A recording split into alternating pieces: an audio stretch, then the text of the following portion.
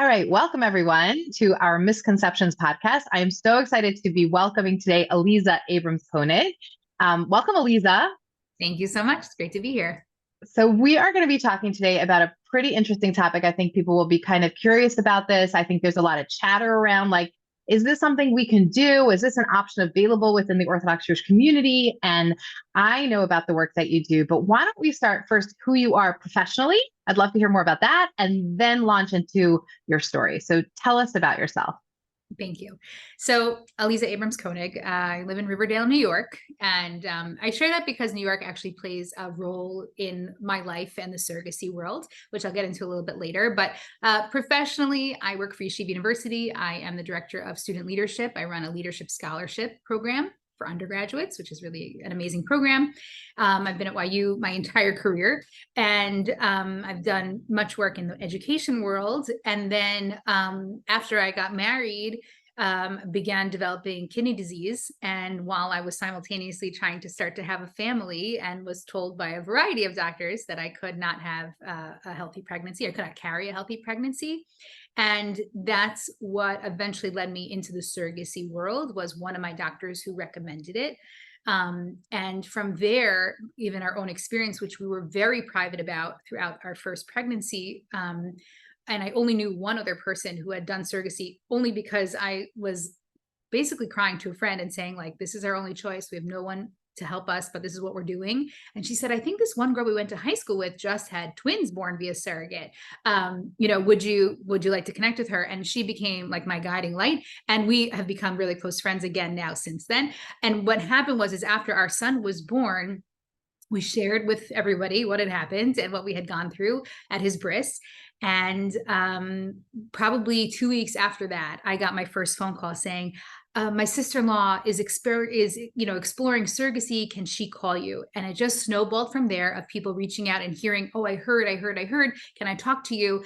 And I decided at that point that we needed to build a community around Jewish families going through surrogacy. And so I created what really now exists on WhatsApp, because we started before COVID and then COVID happened. So we actually had met in person as a group. And I guess we had launched the WhatsApp chat right then, but I was connecting different people. And we were probably only about 10 people that got together, couples. Everybody was a couple then. And the WhatsApp group has expanded. We have about 80 people in the chat now from all over the world. And I call myself a surrogacy consultant, or some people even say a surrogacy expert, because to an extent I have the corner on the market. There aren't a lot of people who have done surrogacy, but that, as you said, is growing in our community. And I've put myself out there as a very vocal person to answer questions and help people who are exploring surrogacy navigate the path and make their way through having a healthy journey. So tell me a little bit around, I want to make sure that we're clear on language. So I know that the kind of common terminology is surrogate, and then the more maybe like medical term would be like a gestational carrier. And I want to break this down for anybody who's not familiar with the system. So in your perspective, are you using gestational carrier or are you using surrogate? What's your preference? Okay, so I would say I always use the term surrogate. I actually very rarely hear people even saying gestational carrier. Sometimes in writing, people just write GC, but generally people refer to their surrogate as a surrogate. I find physicians probably say gestational carrier. I think emotionally saying surrogate feels better than saying gestational carrier, because it's almost a reminder that someone is carrying baby. So I think that's probably why people use surrogate a lot more often. And I will say that I've done a lot of educating nurses and nursing staff in doctors' offices when they're insensitive to the role that I play in this and the terminology that they use. Right. I have to remind people I'm the mother. Not just the intended mother or intended parent. I'm the mother of the child. And that's something that also is something, I could talk about for hours. But yeah, so people will call the experience of using a surrogate a surrogacy journey, and the surrogate, and we are intended parents, intended mother and father. Okay, so I want to break it down for somebody who might not be familiar with the science of it. So when you have the need to use a surrogate or the choice to use a surrogate, you are using your egg, your spouse's sperm, creating an embryo, and then that embryo is created in a lab, and that embryo will then be transferred to a surrogate's uterus to be carried through the pregnancy for an entire pregnancy. And then that baby is not only legally yours, but biologically yours. And at all times, you are involved in the pregnancy as that pregnancy progresses. There are definitely outcomes where sometimes people will choose to use a donor. So if they need like a donor egg or donor sperm, depending on what is the contributing factors to this kind of pregnancy, I want to acknowledge that there are those that are choosing or need to use donor or donor gamete. But there's a lot of legal things that have to go into creating the relationship between the surrogate. We can talk about that a little bit, just because I think it's so, it reminds us just how emotionally intensive as well as practically intensive it is to carry this whole process out. So let's go back into your experience when you knew that you needed to create, in order to have a child, that you were going to have to use a surrogate. Tell us a little bit about what that process was like for you. How did you start that experience? Sure. Actually, first, I just want to add on one more level of that. There's actually something called traditional surrogacy, which really is not done very often now, except sometimes with homosexual couples or men who are using surrogacy. It's when the gestational carrier, the surrogate, actually uses her genetic material, her egg, to create with his sperm the baby. But it's really not done, certainly not in my work, but it is another form of surrogacy. Correct. Right. Okay.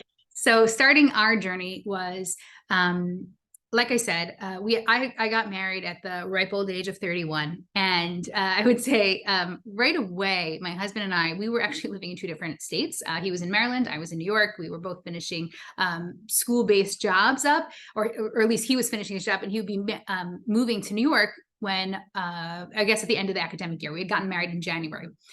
And I decided I didn't want to get pregnant right away, because I just had this vision of, I didn't want to be like having morning sickness by myself. I needed him to like hold my hair back. I don't know what that's about or why I thought that.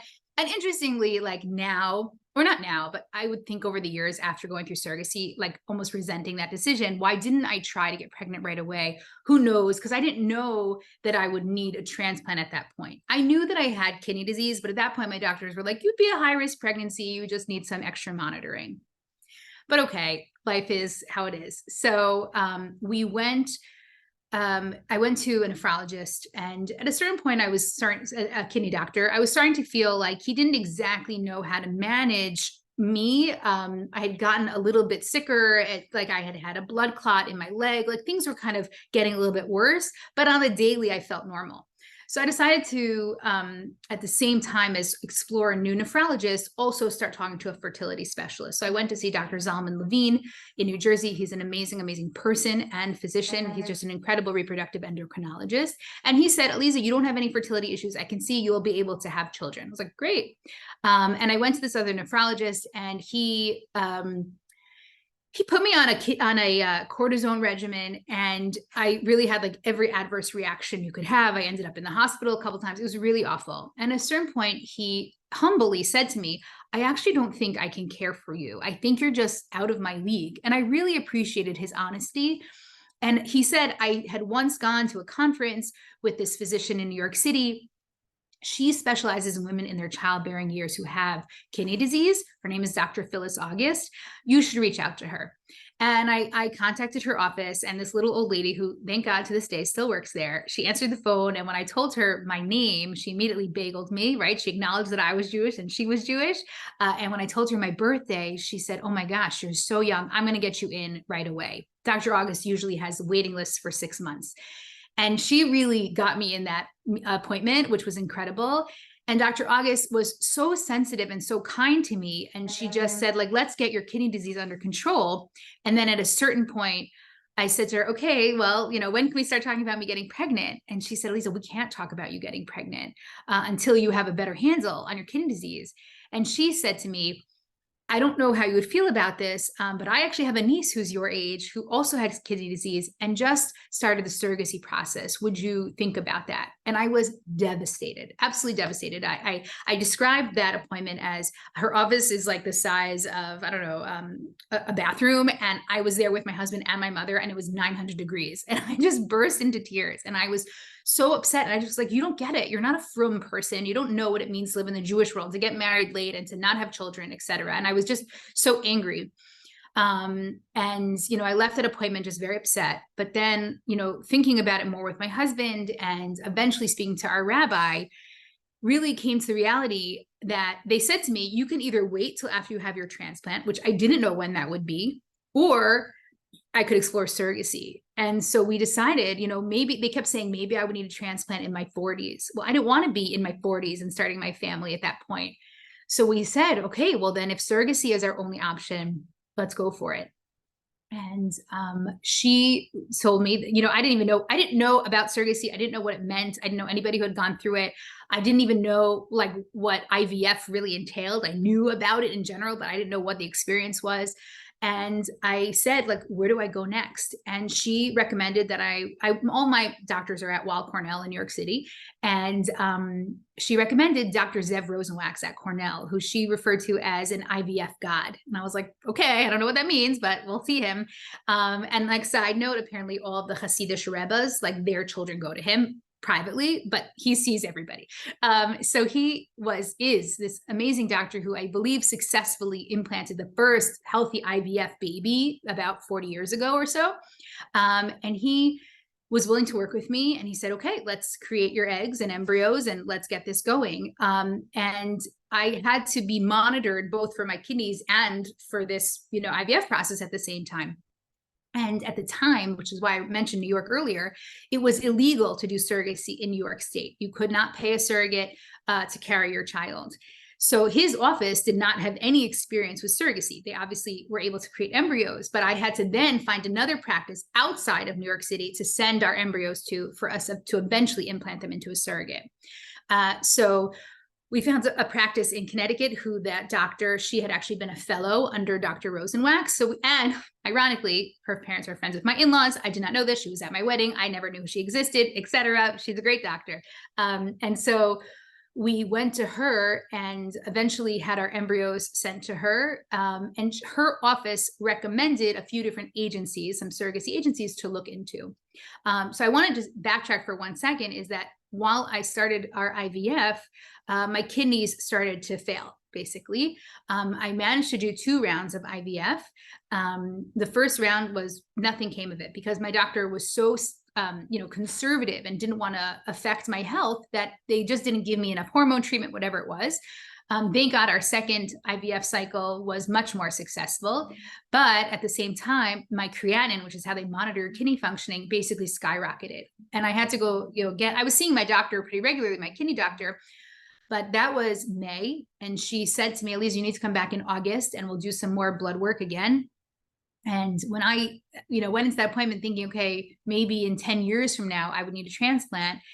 In that appointment in May, she said to me, I might need a transplant in a year from then. Like, it was so crazy how my kidney status had changed. And when I went back in August, she said to me, Aliza, you're not going to go past 8 months from now without a kidney transplant. So here I was starting the surrogacy process and now preparing to have a kidney transplant. It was totally crazy. And fairly newly married also. Can we also say the stressors of being fairly newly married, older adult that was single for many years, and then all of these pressures showing up at the same time, which is not an uncommon thing that we're hearing, where especially people who are getting married a little bit later in life, everything comes crashing down at the same time. I just want to acknowledge the intensity of what that experience has to have been like. Totally. And, here it was, my husband, we just thought everything would be like hunky-dory, we'd have children, it would be great.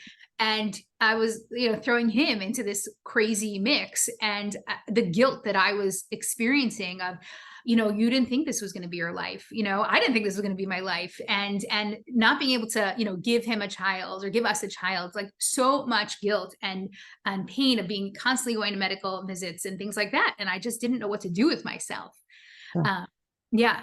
So we then basically decided to pursue the surrogacy journey. We found an agency that our doctor had recommended.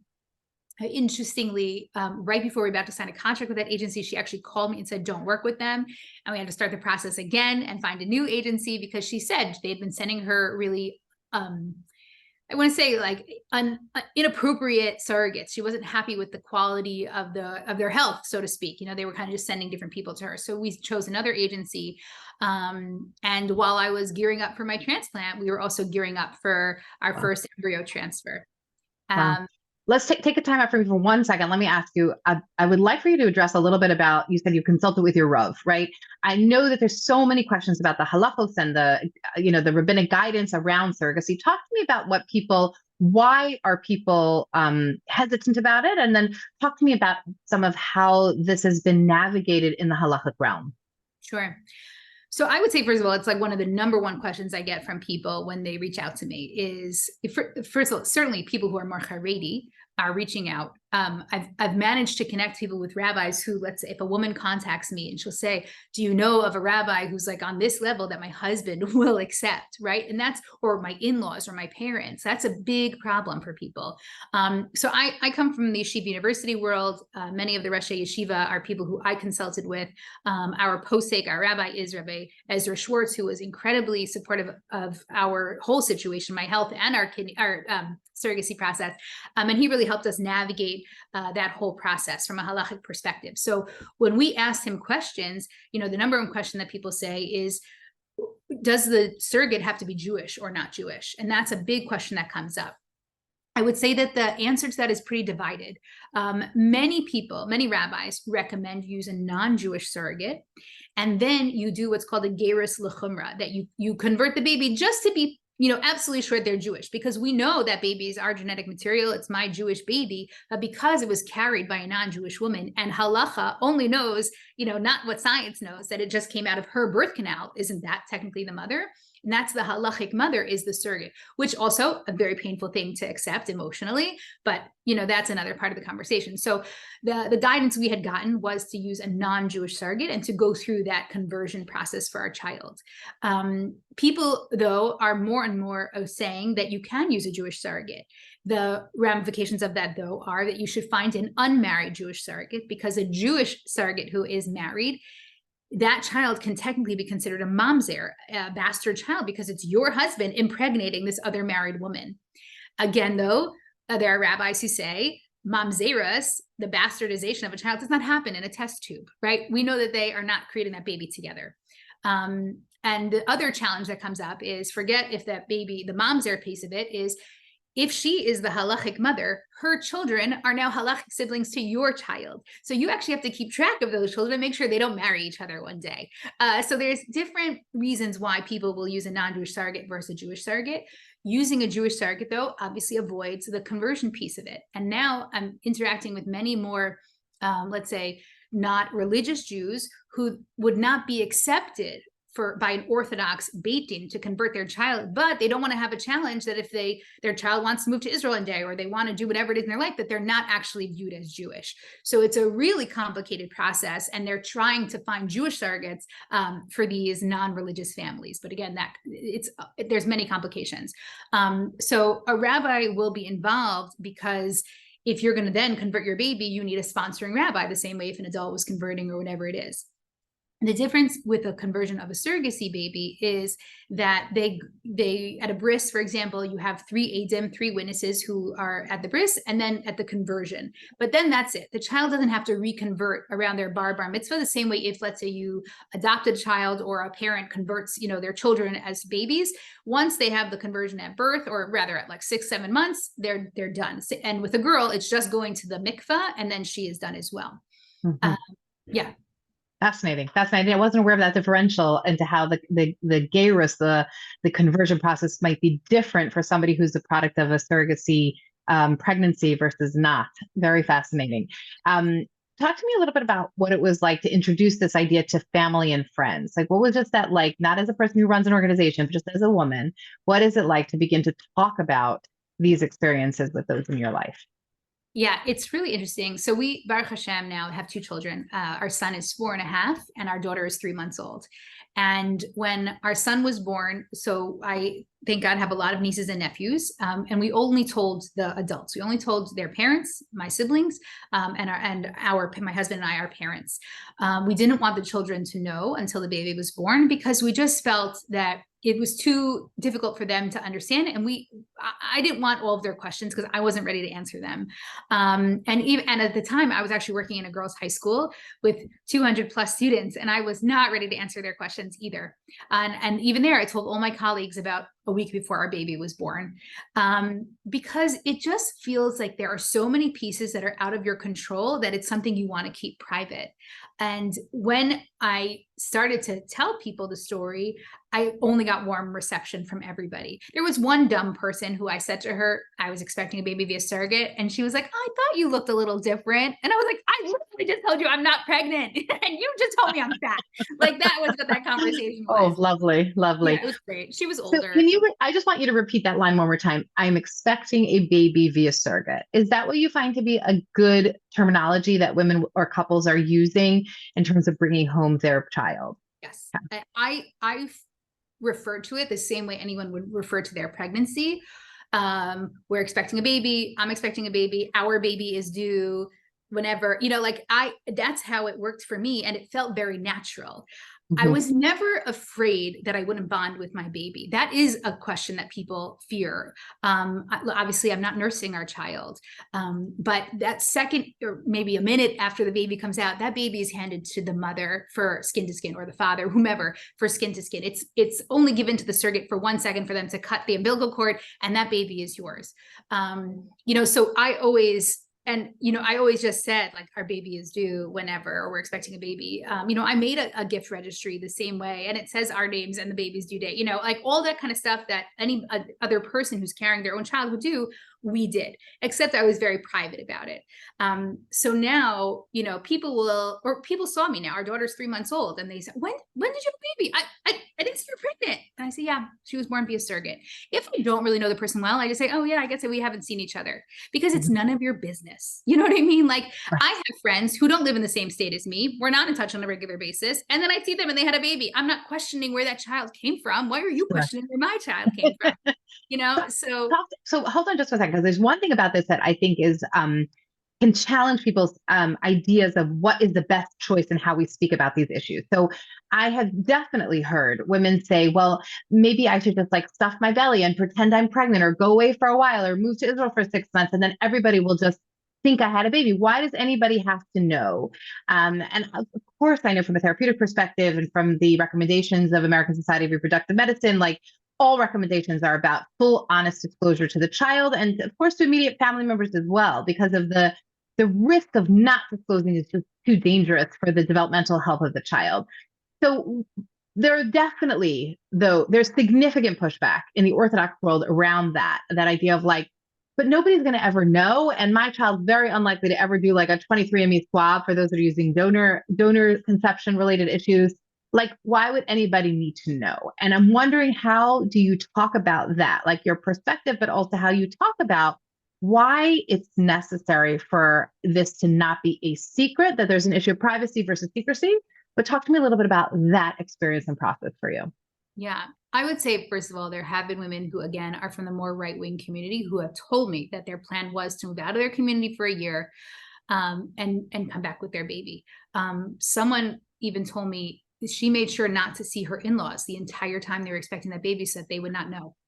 Wow. I also spoke to the Beit Din of Manhattan, who told me they were converting a woman right before her marriage because her mother never told her that she had been born via surrogate, and she had never had a conversion. Whoa. Imagine that pain at 20-something years old, right? And if you were dating, and if you were engaged to a Kohen, that could be throw a major wrench in the whole process. Okay. Yeah. Whoa. Yeah. Right. Although I will say there are some rabbis who say that with a baby born via surrogate, a baby girl, it might be a problem for her to marry a Kohen, but that's an issue for them. Yes. But yeah, so first of all, I think it's a very personal decision how and when you tell people. There are people in our group who were open the whole time they were expecting. Our group serves as a place for people to talk about it because they're not telling anybody else, which is really helpful, place for that for some people. Again, I feel that it is a really private experience. And I never felt that I wanted to share. I would even say with our first journey, we did tell a few of our close friends before our son was born. But with our second journey, we only told our parents and our siblings. We just felt that because our son was in the mix, he's only 4, he doesn't understand yet what surrogacy is. We plan on telling him when he's a little bit older, probably in the next year or so. Even with our daughter being born, he actually just the other week said to me, we brought him with us. My mom came to babysit. And during the second day, when I was in the hospital with the baby, my husband took him to like Chuck E. Cheese. And he just the other day said to me, Mommy, can we go back to that place where we had an adventure? And I went to the Chuck E. Cheese at a Teenage Mutant Ninja Turtle game. It was really fun. Can we go back to the place where the baby was born? And I'm like, sure. I'm glad that's your positive memory of when your sister was born, right? Because it's just too hard for him to understand. So when he came into the hospital room for the first time, he was just like, who is that? And I said, it's your baby sister. And that was it. Like, he didn't question, even though he knows what a pregnant woman looks like, or my sisters, his neighbors, whatever. So I think that the difference, you're right, between secrecy and privacy. If this was a secret that we were having a child via surrogate, our second child, how would my son, like, how will he ever, understand it if we're like, oh, it's a secret. You were born not that way, but she was born, right? We have to talk openly about it. But also, nobody like cares anymore. Meaning it's so okay now, certainly in the modern orthodox world, I would say, and in the more global world, people like Kim Kardashian have had multiple children via surrogate. That changed the way I was able to talk to my students about it. When I came back to school and I said, yeah, we had a baby, they're like, oh, like Kim Kardashian. And I was like, just like him. Just like him. Just like him. Right. I think also I think I'm wondering about in the more yeshivish circles, that idea of, I know that I've heard this question of like, will my child be accepted? Like, will they get them into school? Will they be accepted into community and society? Will they ever get a shidduch? Right? Like, because it's always what these conversations tend to come down to. Will I be able to marry off my child? And so I think that lends itself to that question of, maybe if I could just keep it secret, I'm not going to have to address those issues. I just want to talk developmentally, that risk of not telling these stories to our children and how they were, how maybe their identity is a little bit different, because it's not possible to keep these things an actual secret. And there really is significant risk that a child finds that out later in life. Some neighbors, some family members, someone spills the beans. It could even be in the form of a grandmother with dementia, right? Like, somebody spills the beans, and this child finds out that they had not been told the full truth. And I think we know that really can create a very disrupted sense of identity, of also, what else have you not told me? And I think we have to be honest that in today's day and age, is very little that can actually be kept completely a secret. I was thinking also about your son, in that idea of like, it also becomes his story. So as you're disclosing or choosing to disclose, you also begin to give consideration to his story and how he will tell his own story as well. Yeah. Exactly. And that's something like I talk to my husband about all the time, because I do a lot of public speaking about this. And more recently, I've done a few Shabbat programs where I'm the guest speaker and my kids running around shul, right? And all these people in the room now know his story, but he doesn't know it yet. And my husband has said a few times, maybe there's like a time limit on how much longer you can do this before it really affects our son. Because he doesn't need to be the poster child for surrogacy. I could be the poster child for surrogacy, but that's not his responsibility. It's his story. People often ask me, where are your children born? And that's information that we keep private, because I feel that that's one piece of their story that they can share if they want to. Listen, their birth certificates say the state that they were born in. It is not New York. Their passports say the state that they were born in. And, that's something that they're going to have to explain in places that there aren't a lot of Jewish people, is where they were born, and I will have those conversations with them about having that conversation. But I will say, in terms of, I can't speak to the yeshivish community. And I really feel for people who feel that they can't do that because of what others will say, or will their child get a shidduch? And it pains me that there are people who experience that. I mean, I've spoken to a woman who for 18 years has been trying to have a child and finally is going through surrogacy now. And she comes from a more Hasidic background. I would say, and I say this with the utmost sensitivity, my child, who looks exactly like my husband, you wouldn't know that he was born via surrogate. If you adopt a child from China and he's in a yeshiva day school system, that child looks different. And my heart goes out to them and they're being accepted. But if you don't know anything about my children, they're just little kids who are in the school. And that's something that how they can hide behind it. Nobody will know, if we, right. So that's a part of it, is meaning like, no one has to talk about it on a daily basis. It doesn't affect anybody. It doesn't affect who they are. And I hope that people can kind of get over that and say, this is the best way for you to have a child in a healthy way. Go for it. You have our full support. And also, I think as these things become more prevalent, I don't know that they're ever going to be popular, but they're definitely more prevalent. And I think that the more prevalence there is in our community, the more likely it is that it's not going to be so strange. So in the secular world, it might be something where like, oh, the Kardashians did it, and Chrissy Teigen did it. Well, we can do it too. But in the religious world, when they begin to see people that look like them and are from religious backgrounds that are similar enough to them, they might feel a little bit more comfortable. I'd like us to talk just a few minutes about the actual process of surrogacy. Talk to me a little bit about like the legal experience and the kind of the logistics of having somebody else carry a baby for you, especially when you say they're not from the state of New York. So clearly it was across state, they were out of town. And how does that work on a practical level? And then if you're willing to go with me a little bit in terms of the emotional component of what a person who's doing this has to face. And obviously your husband's not here to discuss his feelings and perspective, but I'd love to know if you could give us some insight into what it was like for him to know that someone else was carrying his baby. What was that like? So from a legal and then from more of an emotional. You got it. So from a legal perspective, basically what happens is there's two ways to go about surrogacy. You can either go through an agency where they're screening surrogates who are applying to be surrogates. You read a profile, you say, okay, this woman sounds interesting, like she might match up with us. They set up a Zoom, date, which honestly feels like a first date because it's super awkward. You're asking each other kind of personal questions, and you're just like tactless. Is this a good idea or not? Am I going for a second date? Or the other thing that people do is called an independent journey, which is where they find a surrogate on their own. There are Facebook matching groups, or somebody knows somebody, somebody told me that a secretary in their mom's office was their surrogate, things like that. So what happens is a surrogate has to have medical clearance from her doctor first to do this. She has to have had at least one successful pregnancy, no history of miscarriages and pregnancy loss. There's a certain BMI range she has to be in, under a certain age, no past history of smoking or drugs or alcohol use, things like that. Also, most agencies require that a woman not be receiving government assistance. So she has to be somewhat financially stable. Most surrogates, I would say, are married. It's not as common for single women to do it, mostly because there's the concern of like, does she have the support if she has other children, who's caring for them when she's in the hospital, things like that.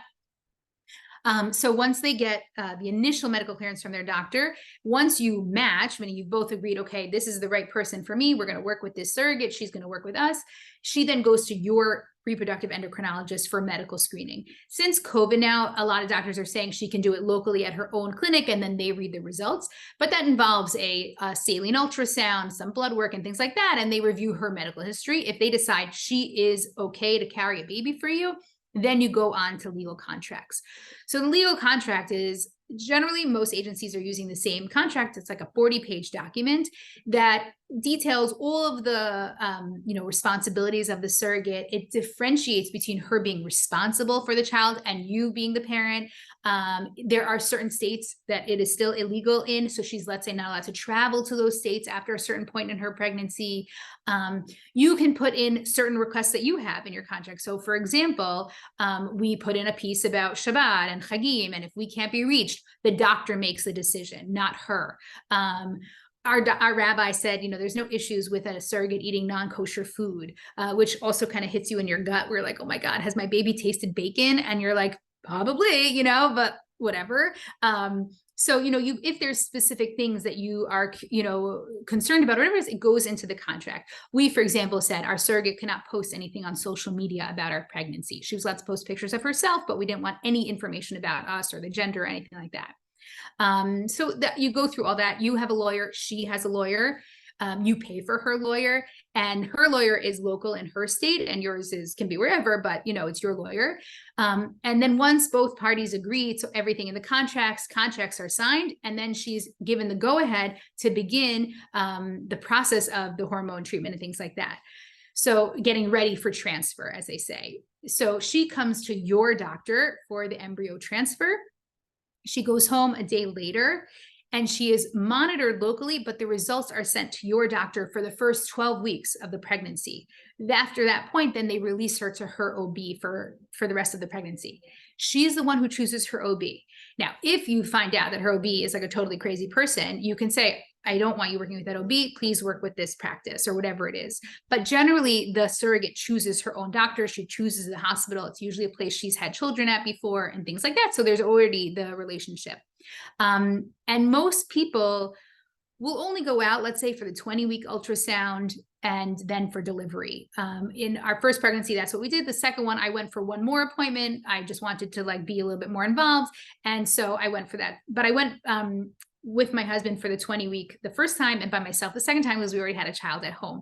And so then we're just in touch really over text message throughout the pregnancy.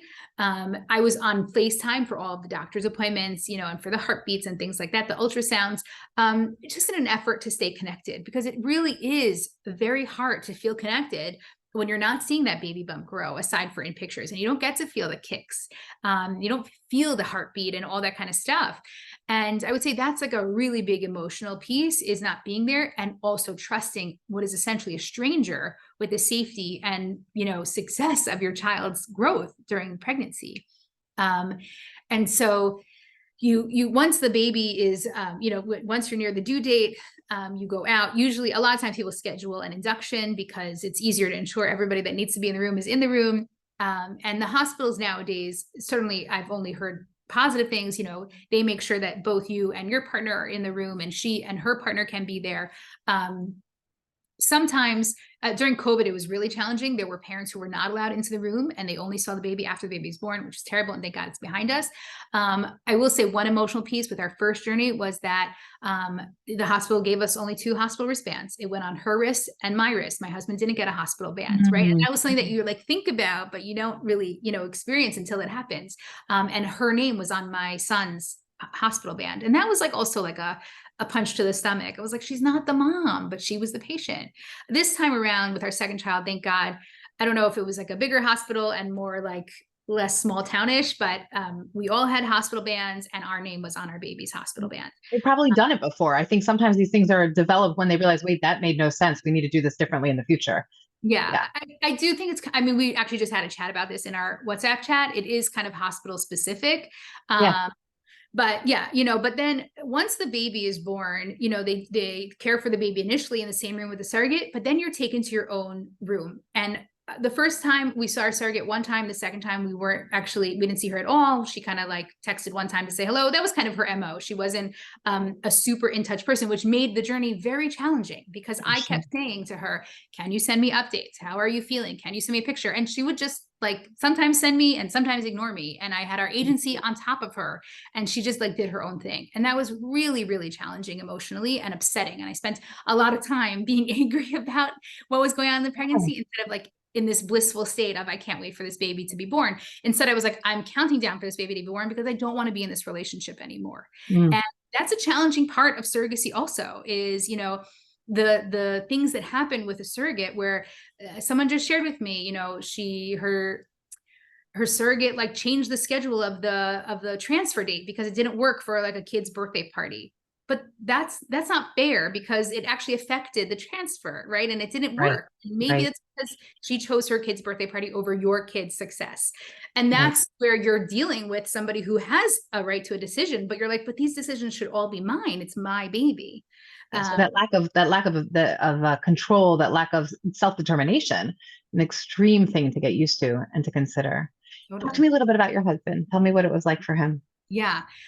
So what was interesting is, even as far back as the IVF process, right? The doctor's office would only call me to be like, this is your hormone treatment for the night or whatever it is. And he was just like on the sidelines. Like they would only ask me how I was feeling, would only ask me how I was doing. And he felt very left out of the process. And I would imagine men often feel left out of the pregnancy process because they're not physically experiencing it. But here's an opportunity where neither of us are physically experiencing the pregnancy to kind of loop us both in. And I had to every time request from the doctor's office, from the agency, from the surrogate, please always CC my husband. Please keep him on text messages. You know, I want him to be a part of this process too. So it was really hard because my husband wanted to be a part of things and nobody was like looping him in the same way. So I always had to do it. And the other thing is women, we talk about this stuff, still maybe not enough, but definitely more than we used to, right? We talk about IVF, we talk about pregnancies his buddies are not talking about this, right? Like there's no man who's like, I got you, like Right. let's talk about Right. this, go to coffee. And it was definitely a very isolating experience for him. And like, we just had each other in terms of him. And again, and that was also the decision, like, do we tell more friends? Do we not tell more friends? But we ultimately decided like, we didn't tell more people, but would he have had more support? I'm not entirely sure. I think it was still very foreign to a lot of his guy friends. Mm-hmm. And he never, ever made me feel guilty for not being able to carry our children. And I would say even I, started asking, let's say 2-3 years ago, my doctors, could I please try and carry? Can I get pregnant? And he kept saying to me, Aliza, you don't need to do this. Like we can do surrogacy again. Your health is the most important thing. Like, don't feel that way. And he was so, so supportive about all of that. Wow. So I'm going to wrap it up for this, even though again, I keep saying with everybody I'm interviewing, I'm like, I could speak to you for another 5 hours. Like, tell me, first of all, how is your health today? Thank God. I'm healthy. I'm 5 years post-transplant. And I'll just tell you quickly, we had an embryo transfer in January. My kidney transplant was the following month in February. And my doctor said to me, like, that's a really short timeline for you to recuperate and things like that. And I was like, it's fine. We'll manage it. And we actually, that first embryo transfer did not take. And it was devastating. I found out the day after my transplant, I was in the hospital room by myself. Oh, wow. But it was all like meant to be in a way, because I actually had a very difficult recovery. I would spend 1.5 years in and out of the hospital essentially. And our son was born basically, we did a second transfer that following June. So it kind of like bought us more time for me to be back on my feet and healthy. And I kept thinking to myself, like, if we had a baby in the middle of this, like, how would we have survived? So right. Wow. Good. Yeah. So let's wrap up with, what are the top 2 or 3 misconceptions about surrogacy that you would like to make sure that we understand are not true? Sure. Misconception number 1 is everyone's like, why don't you just do twins? Because you get 2 for the price of 1. So no, I'll tell you about that. Many doctors do not want to implant 2 embryos. It is high risk. It is somebody else's body. And it's just not as safe. So they try not to do it. So, that's why a lot of people are not walking around having twins when they're doing surrogacy. Right. I would say also surrogates don't necessarily want to do it, right? Like it's their body. So I would say another misconception is how much it actually costs. People don't realize it's about $130,000 to $150,000. Right. And I would say the other thing that I often get asked is like, people just say, why don't you just adopt? And it's not the same thing as surrogacy. Surrogacy is, like we discussed at the beginning, if you are able to use your genetic material and your husband's genetic material, that baby is your baby 100% genetically. If you do adoption, that baby is not your baby genetically. So if you're fortunate, and thank God adoption exists, it helps babies, it helps families grow, etc. But if you're able to have a baby who's genetically yours, of course you want to do that, right? Like that's why we're able to do this. So when people say to somebody, oh, like, why don't you just look into adoption? First of all, adoption also costs as much money. Often there are people who think they're about to adopt a baby and the mother keeps the baby. Like there's just as many challenges with that. Right. And it's like a pretty hurtful question to ask somebody to just like say, oh, why don't you adopt? I would suggest that at no time should anyone ever say, why don't you adopt? To me, that's just a question that should never, ever be addressed to any person for any reason. But thank you for that. I feel like I have many more questions to ask, so there'll have to be a part 2 at some point in the future. But this was a fabulous opportunity to talk about surrogacy. And I'm so grateful for your openness and willingness to share your experience with us. My pleasure. Thank you. And if there's anybody out there who hears this, find me on How can they reach you? Yeah, let's put it that way. How can they reach you? On Instagram, Aliza A. Koenig. That's Konig. You can find me like on Facebook, Aliza Abrams Koenig. My email address is alizaabrams@gmail.com. So, or you could reach out to Dvora or anybody else. Exactly. I'm also on I Was Supposed to Have a Baby. I'm on their staff. So reach out to me any way you can find me. Excellent. Thank you.